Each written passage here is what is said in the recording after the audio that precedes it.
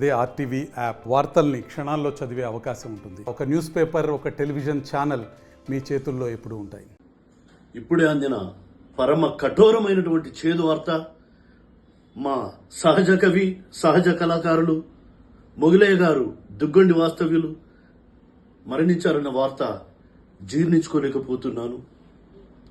ఎందుకంటే నూరేళ్ల నా ఊరు గేయ కావ్యంలోని 243 మంది గాయని గాయకుల ఎంపిక కోసం ఉత్తరాంధ్ర ప్రాంతాన్ని ముగించుకొని విజయవాడ రావడం జరిగింది.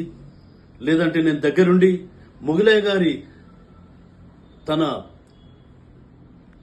తనను నా భుజస్కంధాల మీద మోసుకుపోయి ఆ కార్యక్రమంలో పాల్గొనవలసిన బాధ్యత నాకు సాటి కళాకారుడిగా నా మీద ఉంది. కానీ ఈ కార్యక్రమంలో ఉండి రాలేకపోతున్నందుకు మొగిలయ్య గారు మీ ఆత్మకు శాంతి చేకూరాలని వారి కుటుంబానికి ప్రగాఢ సానుభూతి తెలియజేస్తూ మొగిలయ్య గారి ఆత్మ శాంతిగా ఉండాలి.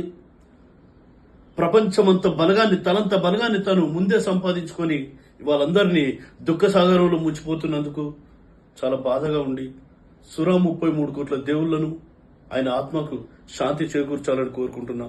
మీ వరంగల్ శ్రీనివాస్. మరిన్ని వీడియోస్ కోసం ఛానల్ ని సబ్స్క్రైబ్ చేయండి. లేటెస్ట్ అప్డేట్స్ కోసం వాట్సాప్ ఛానల్ ని ఫాలో అవ్వండి. ఆ లింక్ డిస్క్రిప్షన్ లో ఉంది.